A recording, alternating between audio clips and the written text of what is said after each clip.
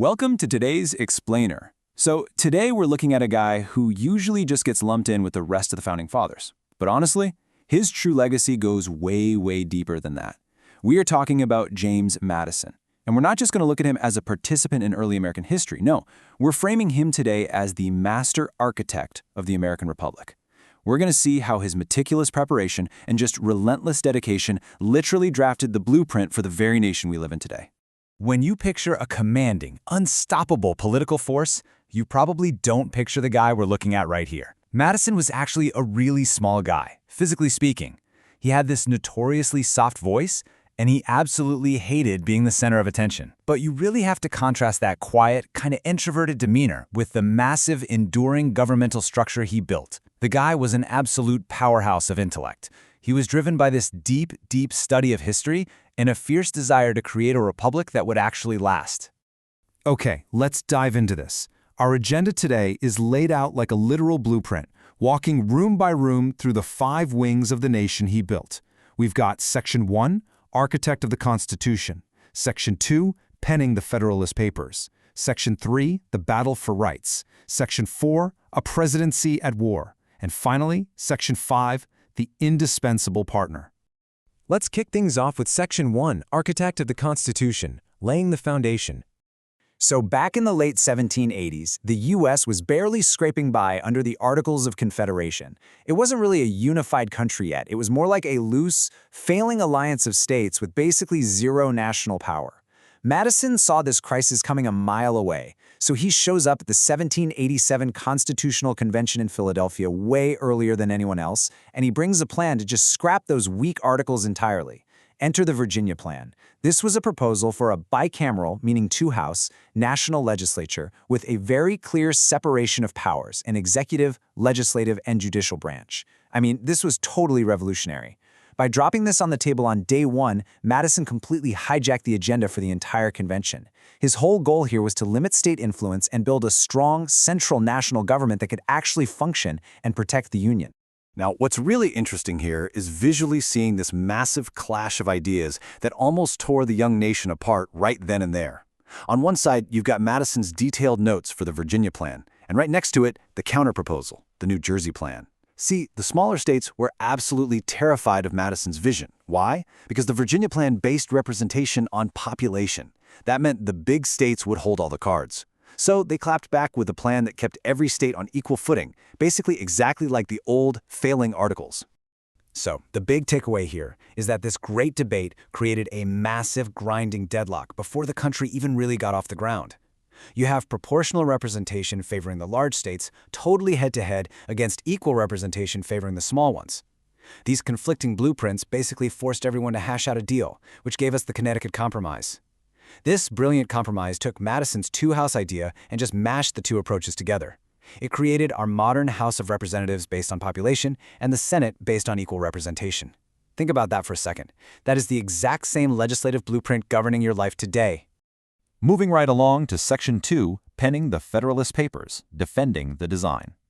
You see, actually designing the government was really only half the battle.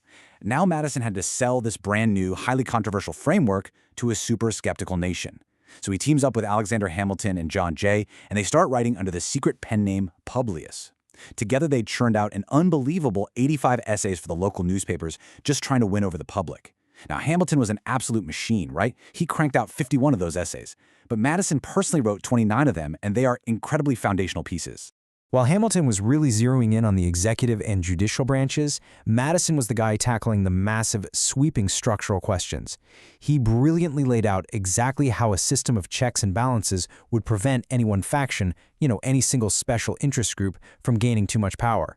Honestly, his essays, especially Federalist Note 10 and Note 51, they remain the absolute gold standard for understanding American political theory and exactly what the framers intended with the Constitution. Next up, Section 3, The Battle for Rights, Modifying the Blueprint. Okay, get this for a plot twist.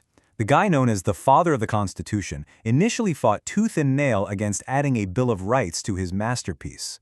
Let's just walk through this timeline, because his evolution here is fascinating. Back in 1787, Madison thought demanding a Bill of Rights was just a dangerous ploy by the Anti-Federalists to completely derail ratification. He really believed the government's limited powers were already enough to protect citizens. But fast forward to 1788, and the ground starts shifting. His close buddy Thomas Jefferson really leaned on him to reconsider. Plus, Madison actually had to promise his own constituents in Virginia that he'd support amendments just to get elected to Congress. So, recognizing he needed to pivot to save the Union he just built, he personally drafts 19 amendments in 1789.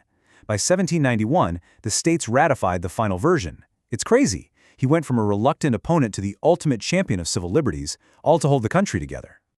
And out of those 19 original proposals that Madison meticulously drafted, exactly 10 were adopted by the states. Yep, those 10 amendments became the legendary Bill of Rights we all know today, permanently locking freedom of speech, religion, and the press right into the DNA of the nation. All right, let's shift gears to Section 4, a presidency at war, the executive stress test. Madison eventually stepped into the Oval Office, well, the early version of it, serving 2 terms as our 4th president from 1809 to 1817. And man, did this become the ultimate stress test for the very republic he designed. Things were escalating fast on the world stage. Britain was choking American trade and actually kidnapping American sailors. So, in June 1812, Madison signs a declaration of war against Great Britain. People called it the Second War for Independence, and it was terrifying. By August 1814, British forces literally invaded Washington, D.C. Madison became a president on the run. He barely escaped the Capitol before the British torched the White House and the Capitol building. It was a completely unprecedented crisis. Finally, in December 1814, they signed the Treaty of Ghent to end the conflict. Now, all of this brilliantly illustrates just how resilient Madison's constitutional design really was. Look, the war itself was super messy. There were terrible military blunders, and it basically ended in a draw. But if you look at the outcomes here, it was a massive deal. It was the very first time the U.S. fought a major European power without any foreign allies backing them up. It proved American sovereignty and forced the rest of the world to take this young nation seriously. But the biggest takeaway? The constitutional framework survived its first true existential threat. The system he built actually worked, even while the Capitol itself was quite literally in ashes. Which brings us to our final wing today, Section 5, the indispensable partner, Dolly Madison. It's so important to remember that our introverted, bookish architect didn't build or defend this legacy all by himself. He had a serious secret weapon. Former President John Adams once famously described his own wife, Abigail, as a stateswoman. And, while Abigail was incredibly sharp behind the scenes, James Madison's wife, Dolly, she took those political skills and threw them right into the public spotlight in a way nobody had ever seen before. Dolly was the ultimate extrovert. She was a fashion trendsetter, a brilliant host, and just the perfect counterbalance to James's quiet, scholarly vibe. She started hosting what were known as Dove parties.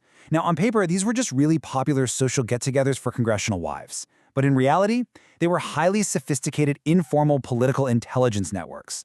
She was out there gathering info, smoothing over bitter partisan rivalries, and essentially managing all the social politics that James just didn't have the personality for. But hey, her legacy is about way more than just throwing great parties. We have to talk about her absolute heroism under fire. When the British were invading Washington in 1814, Dolly straight up refused to evacuate the White House, even with the mayor literally begging her to leave. She stayed behind specifically to secure that massive, iconic portrait of George Washington and a bunch of vital government documents. She only escaped moments, and I mean moments, before the British arrived and set the mansion ablaze. She completely shattered the mold and redefined the kind of courage expected from a First Lady. So as we wrap up this explainer today, I want to leave you with a bit of a provocative thought. Look, we all know George Washington was the gravitational pull that kept the early nation together, right? But when you really look at James Madison, a guy who drafted the Virginia Plan, penned the Federalist Papers, painstakingly crafted the Bill of Rights out of thin air, and then successfully steered the executive branch through a war that could have erased the country from the map, you kind of have to ask, does James Madison's unique combination of sheer intellect and political action actually make him the real father of the nation? It's definitely something to chew on. Thank you so much for exploring this blueprint with us today, and as always, keep questioning the history that built our world.